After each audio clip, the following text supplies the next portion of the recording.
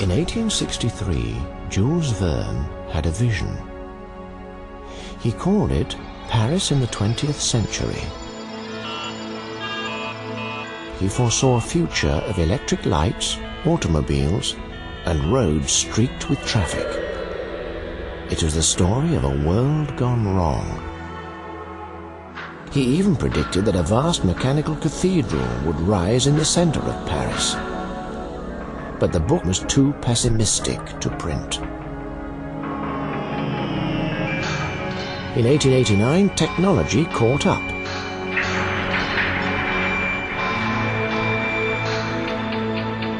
But Verne had moved on. His next book, From the Earth to the Moon, was an optimistic celebration of the triumph of science. Today, 40 miles outside Paris, Verne's 19th century fantasy of space travel is slowly becoming real. This is a story where fact and fiction change place. It's a story about the future and the people who invent it.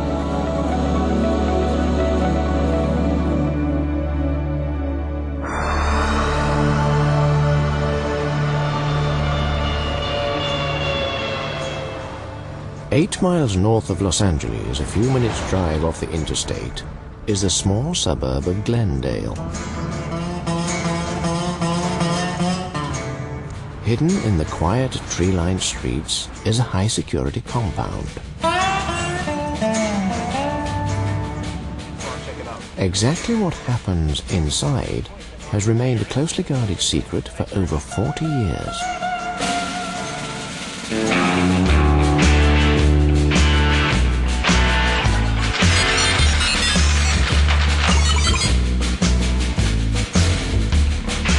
What goes on here is a kind of madness.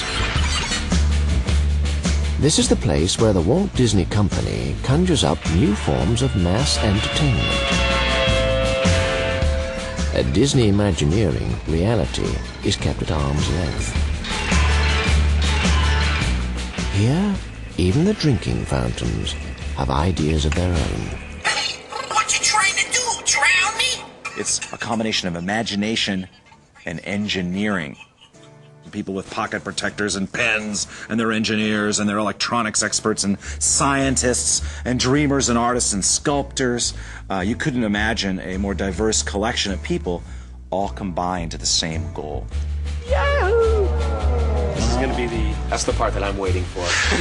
Officially, its purpose is to be the master design, planning, and construction entity for the theme parks. What it is in reality is a bunch of wackos all locked into a large set of buildings, the function of which is to invent the future of theme parks. That future is the world's most technically advanced ride. Called Space Mountain, it's being planned in Los Angeles and will be built in Disneyland Paris. This is a make-or-break year for team leader Tim Delaney. An idea he first sketched out in 1988 will open as a $90 million attraction in 4 months' time. We design these attractions for ourselves. We design it, say, what do we think would be really great? I mean, that's what Imagineering is all about. We kind of go out there and say, what do we think would be the newest and latest and most challenging experience? The process starts with this modified flight simulator, as Bran Ferren's team begin to transform Delaney's dreams into hard engineering data. It gives us a way to feel and experience what the ultimate attraction will be like before you have to bend steel, pour concrete, and do things that are a little hard to change. With this, we can simulate much of the ride experience and simply by a few strokes of the keyboard change it till our creative people are satisfied that this is the kind of experience they really want to provide our guests. The data is collected and converted into a rudimentary three-dimensional model. The Space Mountain ride takes its first computer-aided steps. Passengers will board one of 5 trains. As in Jules Verne's story, From the Earth to the Moon, they will be packed like ammunition into the breech of a 5-meter wide cannon. A huge explosion fires the train up and into the blackness of space. The passengers will not see this track or the surrounding structure, as they hurtle at speed, disorientated, upside down, and in the dark.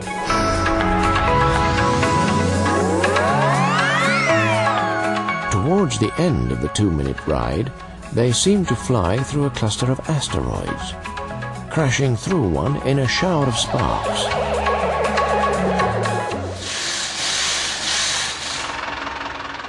On a wet night, just under 3 months before Space Mountain is due to open, carriages for the rocket train are shipped in from Holland.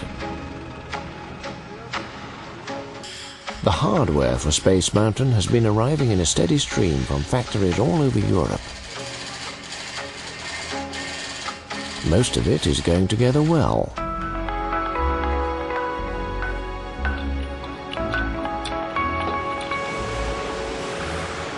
The mountain, a vast steel volcano, is now a familiar silhouette to visitors, but it's far from complete.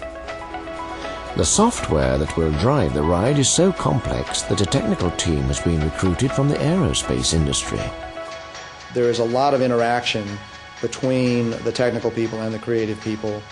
The previous work environment I had been in, which was working with NASA and Jet Propulsion Laboratory, which was much more scientifically oriented. There was very little emotion in the product you were trying to deliver. And there's certainly nothing like when you finally do open one of these attractions to the public and seeing people's first reactions.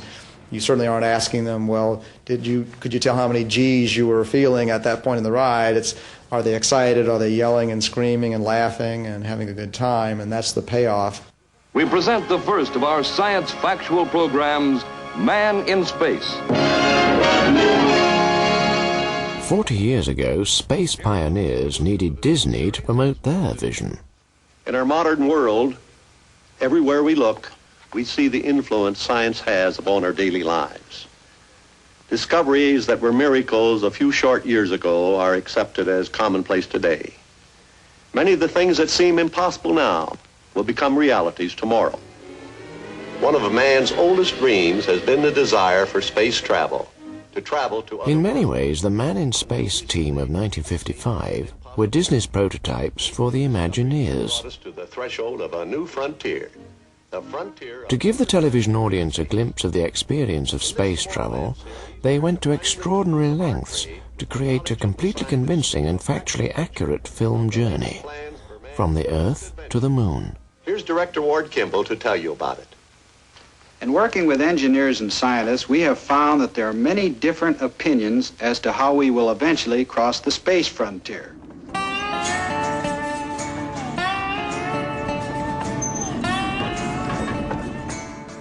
Ward Kimball still lives in Los Angeles, his home a surreal monument to a lifetime in the movie business. Walt Disney knew of Kimball's fascination for UFOs and the paranormal and warned him to control his instincts for invention. That's the way to go, making the pictures science factual, not science fiction. To ensure the film's scientific accuracy, Kimball went looking for a technical expert. He found him in German rocket scientist Wernher von Braun. Von Braun had designed the V-2 rocket, and after the Second World War was brought over by the American government to work on their missile program. But von Braun had his own plans. He knew he had a big thing there with television. That was the thing that sold him on doing this. Now here's a model, my design for a 4-stage orbital rocket ship. Compared to the unmanned instrument rocket, it is quite large. But the overall size and weight of the rocket is mainly... Man in Space was a technical tour de force.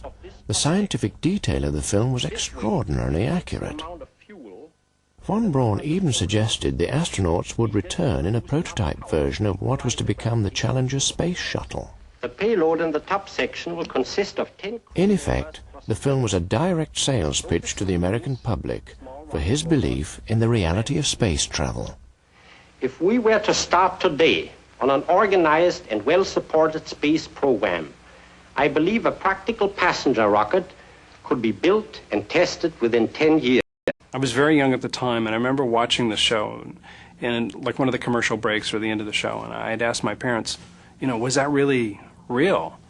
And I think they said something like, well, no, I think Mr. Disney just made all that up. Our spaceship moves ponderously toward the firing site.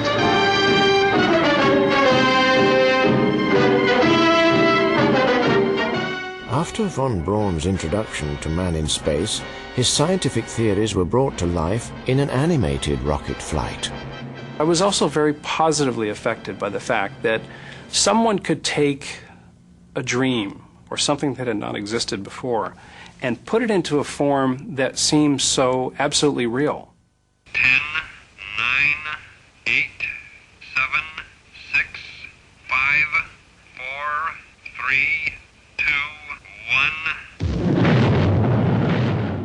At 7:30 on March the 9th, 1955, an 8-year-old Tim Delaney and 100 million others switched on their televisions to watch Man in Space. Equally enthralled was a 65-year-old viewer in the White House. It impressed President Eisenhower. I can remember this, and the next day he phoned Walt, wanted to borrow a print of it. Walt wanted to know why. He says, I'm going to show it to all of those stuffed shirt generals that don't believe we're going to be up there. Man in Space created a sensation. In the Pentagon, it was run and rerun in private screenings, while on June the 15th, due to massive public demand, it was also re-aired on television. On July the 29th, now assured that both the military and the people would back the huge expenditure, the American space program was launched.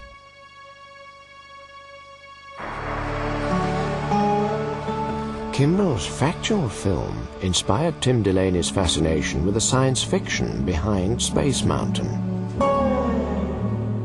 The attraction is based on Jules Verne's 19th century novel From the Earth to the Moon, where a team of French and American explorers collaborate to build a cannon and fire themselves to the moon.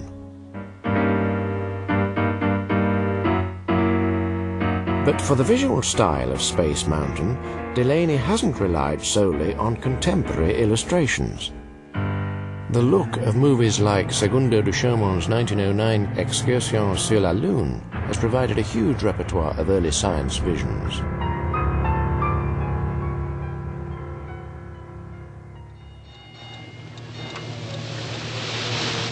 The extraordinary sets of the 1954 Disney version of another classic Verne novel, 20,000 Leagues Under the Sea, has been the inspiration for the rivet and boilerplate aesthetic of Space Mountain.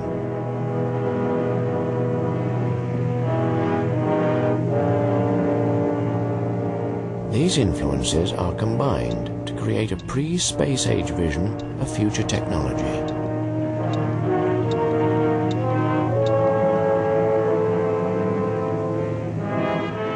And at the heart of the mountain is Jules Verne's Columbiad, a massive 15-ton cannon. This cannon clearly represents the fact that this is an experience that when you get in it and you're launched, I mean, a cannon, big bang, launch, high speed, it will pay off. But beneath the carefully art-directed exterior of Space Mountain is a private, unseen world of steam, oil, and electronics. Ron Hamming is part of the technical team who must make the cannon work. Tower from Project 34, going through door 12. There are 6 weeks to go.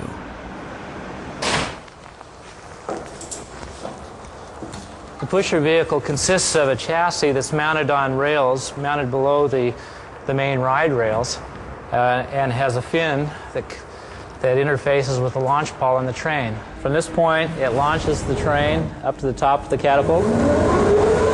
A mechanical engineer from Garrett Air Research, Hamming has devised a catapult launch system based on aircraft carrier technology. We've come up with a concept similar to a very high-speed winch system which acts as a catapult, but more reliably and more safely than something that the military would use for their pilots and their planes.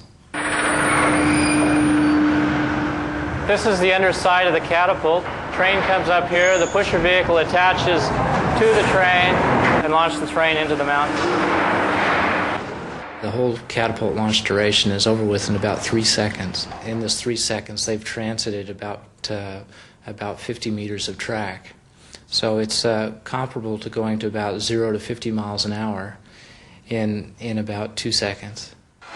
The G-force of 1.5 felt by the passengers is just the start. The physical thrust will be given additional psychological impact with movie-style special effects. A huge explosion, smoke, and stereo sound are being installed by special effects expert Jack Gillette. I started over the studio. I was over there for about 5 years before I moved over to WDI. So a lot of the same technology that you see in there works back and forth. A lot of the special effects you see in the movies are for a one-time shot, though. And we have to make our effects go off 12 hours a day, 365 days a year. So that's kind of a challenge in itself, to make sure that you can not only do the effect once, but you can keep on doing it. The connection with the movie business is not accidental. From the start, the company tried to bring the controlled experience of cinema to the theme parks. Walt Disney wants you to step into the scene. That's why we call Disneyland on stage. And when the cast members, which our employees are called, go behind the scenes, or go out into behind the attractions and so forth, that's known as backstage. So Disneyland is a stage, and you're just stepping on the stage. We just deleted the seats. In movies, music can change the mood of a scene in an instant.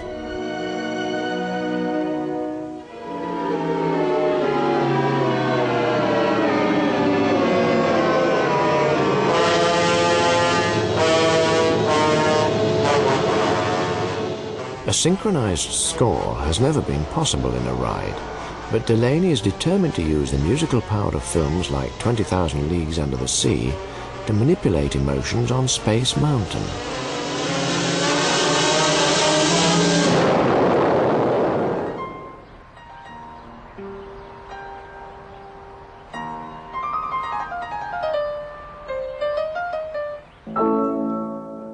Steve Bramson has won an Emmy for his work with Steven Spielberg. Now it's Space Mountain.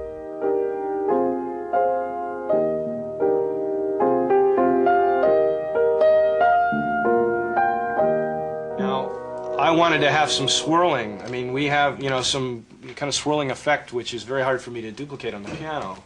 You have all the brass very heroically playing, with the violins up here kind of singing away, and they're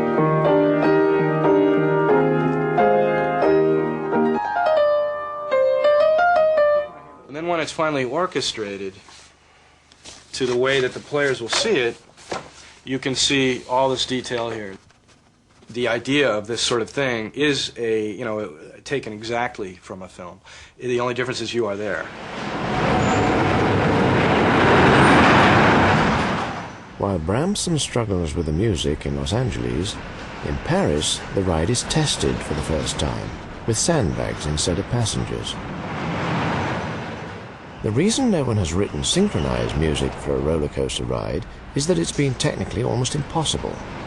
As with most really great projects, they ought to be creatively driven, not technologically driven. So the fact that it's difficult or unpleasant to accomplish really ought to be secondary to that it's wonderful to experience. It was decided early on that wouldn't it be great to have sound to be able to score something like a roller coaster ride. That's never been done before. And the answer is yes, it would. We did some tests. And then the problem is, okay, how do we make this really work? How do we get you to hear high quality sound and special effects, give you directional effects, while you have wind blowing in your face, the sound of other roller coasters, people screaming their brains out?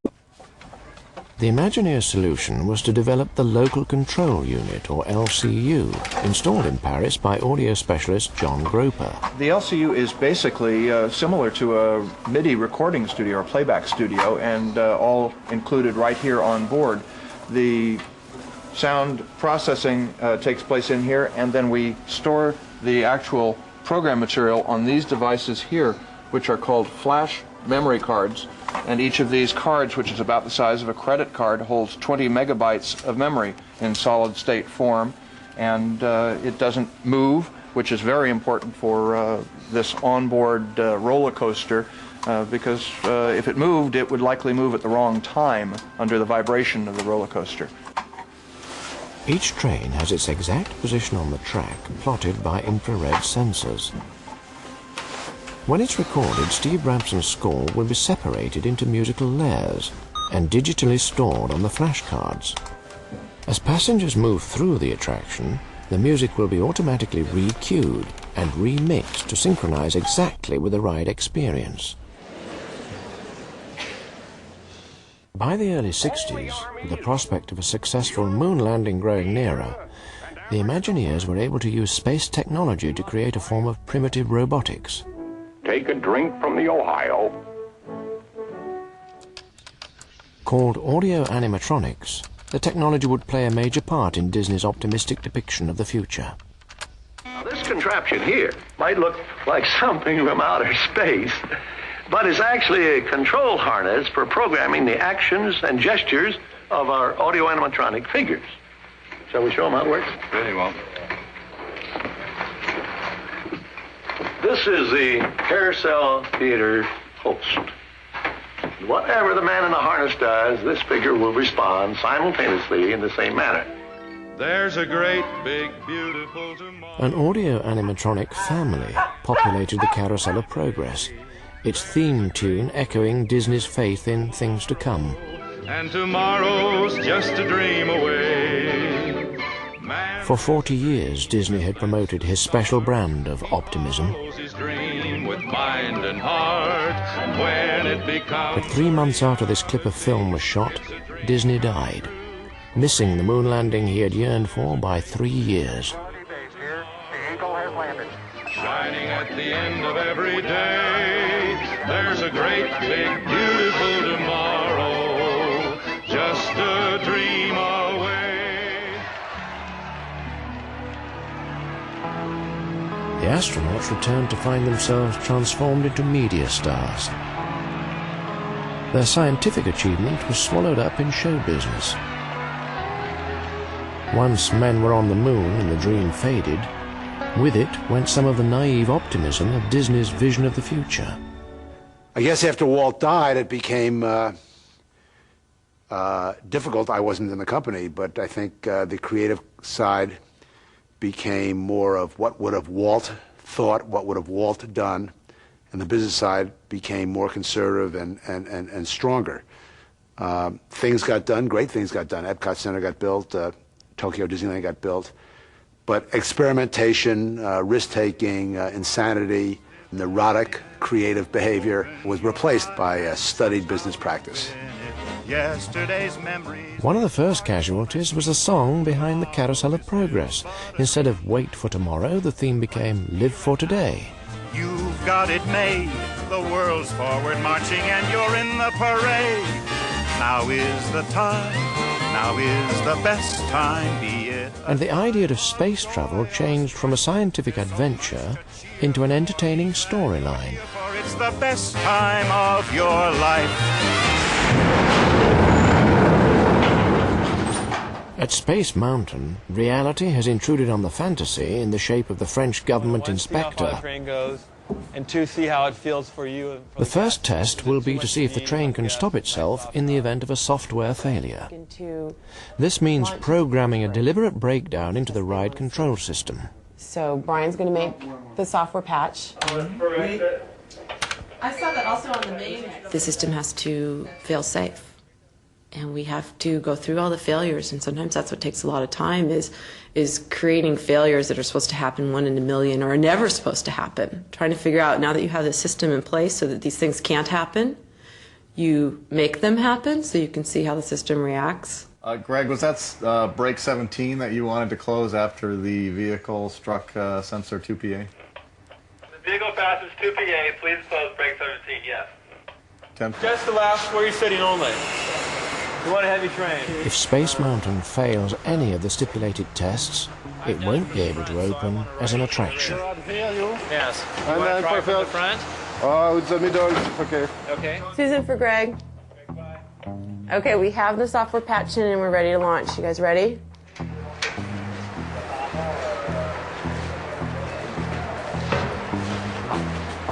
Ready to go? I'll ride with Michelle. Somebody, I go with you, Michelle.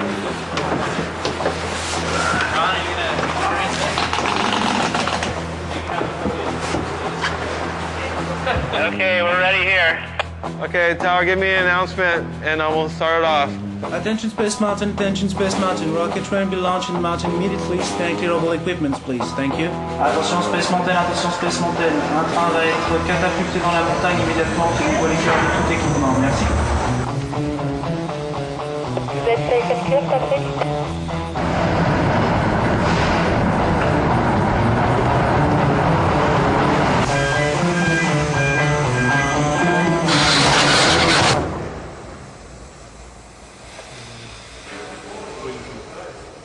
How's that?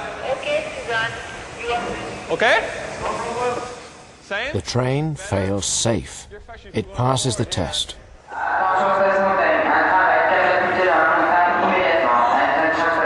Over the next 2 weeks, other tests will not go so well.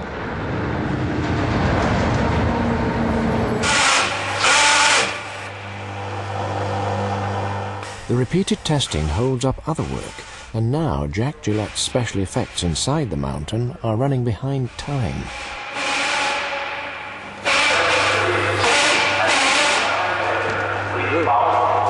That's a little too effective. Disney in the early 80s existed in a changed world. The 50s optimism about the future was replaced with a new sense of uncertainty.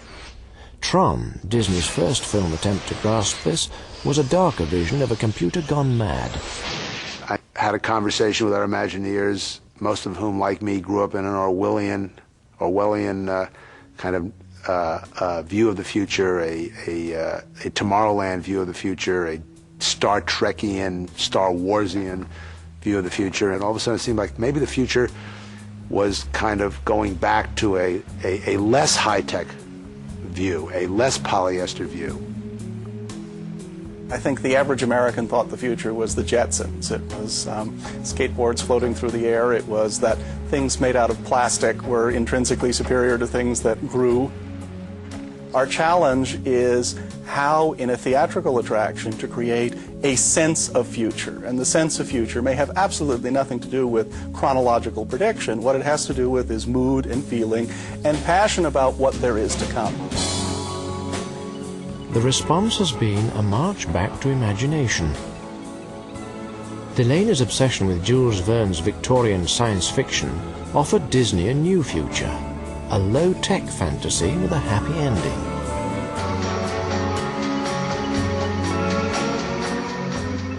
But behind the fantasy, there are urgent practical realities. 600 volunteers pack Space Mountain as the Ministry of Transport look on. An evacuation rehearsal is underway. Ladies and gentlemen, we are sorry for the delay. We're working on the prom and we will be back up as soon as possible. We'll let you know when we can start riding the train.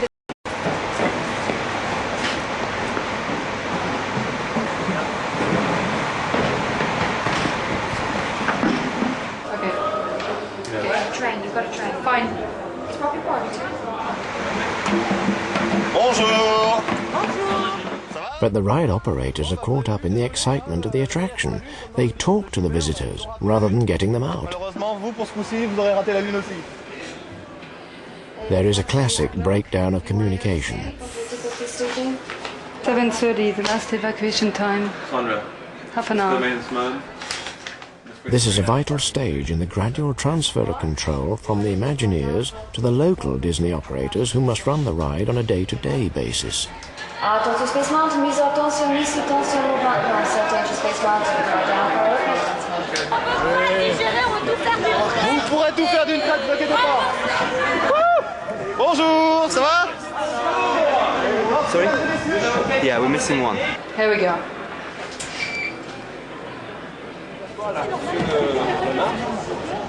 Franchement, si tu regardes comme ça, c'est génial. We need to work on our evacuations a little bit, though.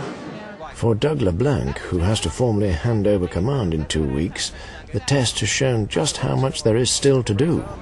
They talked to the guests for 5 minutes before they started releasing harnesses. Well, maybe he had some good jokes to tell. I don't know. And I noticed that the other break zone took even longer. Really? Yeah. So, yeah, we're not doing badly for the first night. Second. The process must be repeated until the ride safety can be signed off. But the tests have revealed an alarming piece of information. Hello? Back in Los Angeles, Tim Delaney gets an urgent call from Paris. Okay, wait a moment. Well, my confidence is really boosted here. Hello? Hello?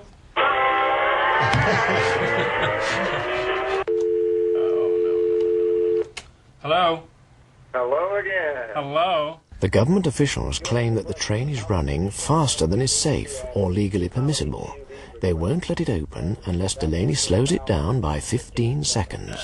15 seconds? Yeah.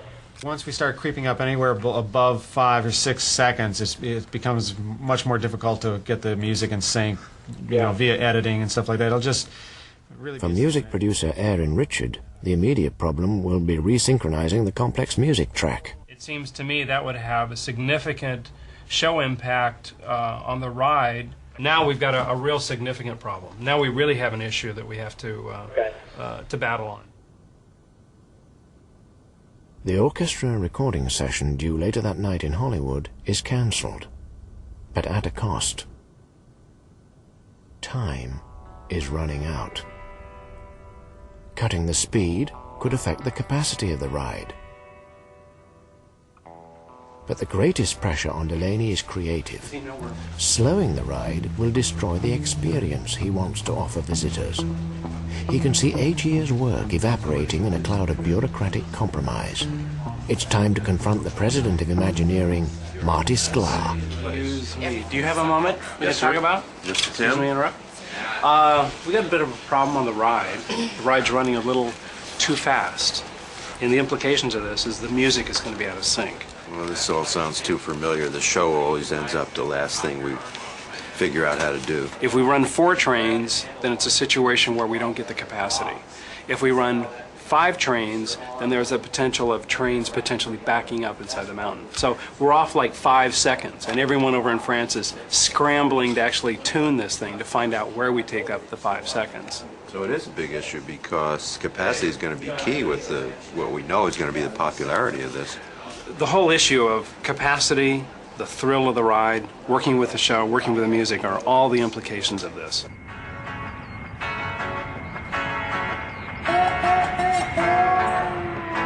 Delaney's on the next flight to France.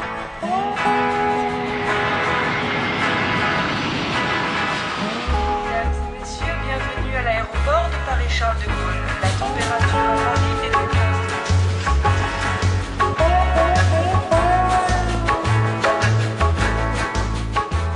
This is the first time he has seen the completed Space Mountain. Delaney was trained as a graphic designer. He's obsessed with the visual. He doesn't like what he sees. The cannon looks too clean. The mechanism feels fake. For him, the fantasy will only be truly effective if the cannon is a believable piece of machinery. For a moment, problems with the music are forgotten as Delaney gets to work with a team of scenic artists. Coming through here, and right, it's a little bit dark in the crevices there, and then on the edges, we'll highlight those edges so it looks like it's been used, but actually we're taking really good care of it. All this area up here, I wouldn't touch this. I mean, I wouldn't do too much character finishing here. I wouldn't do any at all, as a matter of fact. But down up here, down up around in that area there, where the gun sight is, make it look as rich and as well taken care of as possible. Up to the top of the world.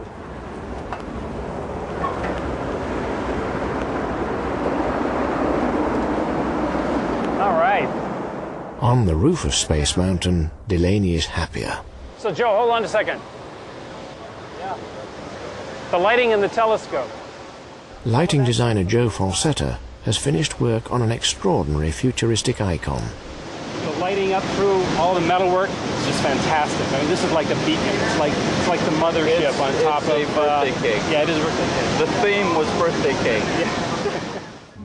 At night, the full effect of his design can be appreciated. Yves, tu es là, mon pote. Okay, are you on the roof? Yes, I'm flagging the light now. 51 for 17. Is it any better? Parfait. The biggest challenge was trying to light a monster. It's a huge building, and it's such an unusual shape and unusual design. But to light it in such a way that it wasn't heavy-handed, to light it in such a way that the lighting was a living part of it, an integral part of it, that was the challenge. Ready? You ready? All set? Yeah. Composer Steve Bramson flies in the next day with a basic synthesizer version of the score.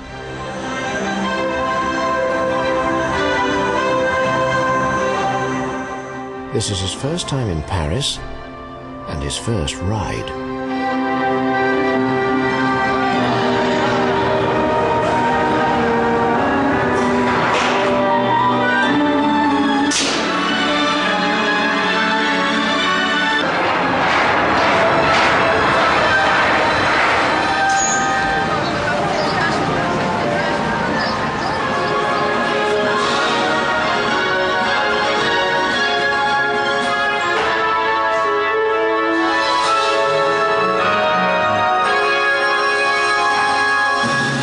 As expected, the music doesn't fit.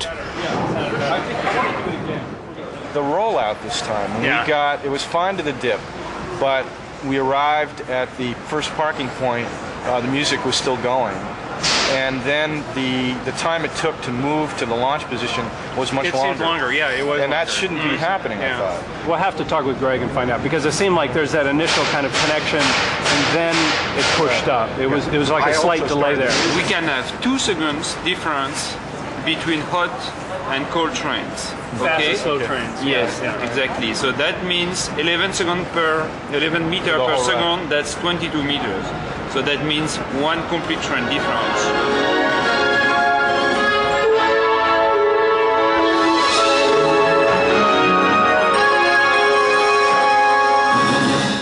Three and a half seconds. So don't drop it. Drop it. Hold it about a second. Things are made worse for him when Delaney uses the rescoring process as a chance to try out some new ideas. Stop. Build that tension Then a go. little bit. Build the tension a little bit. Build the anticipation.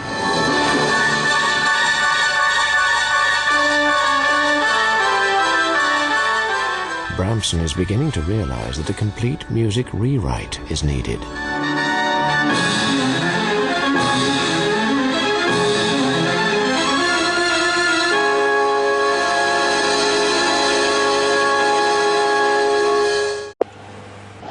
Delaney heads home, leaving a trail of work in his wake. Inside the mountain, Jack Gillette has to boost the effects in the asteroid scene. Get a lot more smoke in there. The scenic artists start to refinish the cannon, covering it in a film of soot and oil. With just 2 weeks to go, there is a growing sense of anticipation. I'm not a movie person, but we're a movie company, and when I talk to the studio people, they always tell me there is always this moment of nervousness. In fact, the first weekend you launch the movie. And once you had already a 1 day, or 3 days weekend, clearly you know exactly where you're going to go. And for whatever reason, advertising is a large part of it, but there is this word of mouth, and there is this kind of, secret thing going among people where they decide to come. Back in Hollywood, with 10 days to go, Bramson's rescored music is ready to record.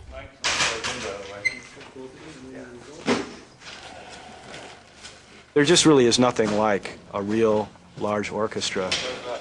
The colors will just be that much more sharper. The silvery glow of the flutes and the power and the excitement of the brass will be much more real and discernible than to the synthesizers.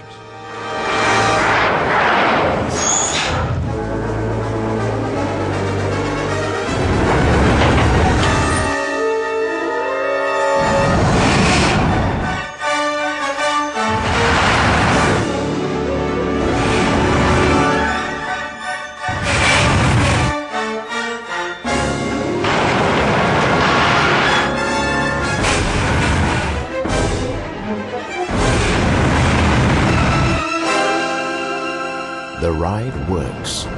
Its slightly altered speed and the new music synchronize. But in France, there are more problems. The cannon, a vital component and the explosive start to the ride, has broken down. No one knows why, and no one can get it to work. Delaney designed the Columbiad to recoil when it fires. The detail is a classic piece of movie storytelling, a technical special effect that brings the fantasy and drama of the story to life.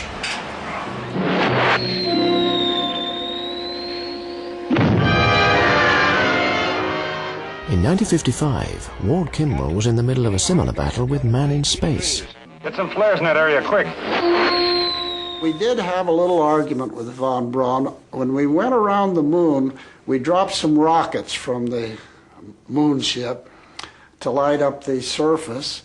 And I said, couldn't we have sort of an indication of a foundation of an ancient city or a lookout or a fortress or something there? And he says, well, the other side of the moon looks much like the side we look at.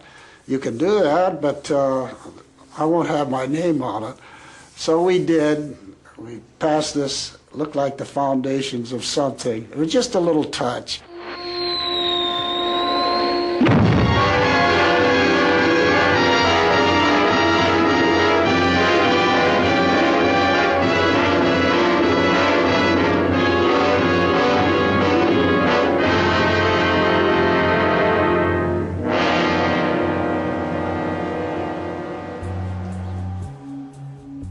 Whether the cannon works or not, there's now little more that Delaney can do. As Space Mountain prepares to open for the first time, he is back in Los Angeles. With 36 hours to go, ride engineers fix the problem. Space Mountain opens on time and working perfectly.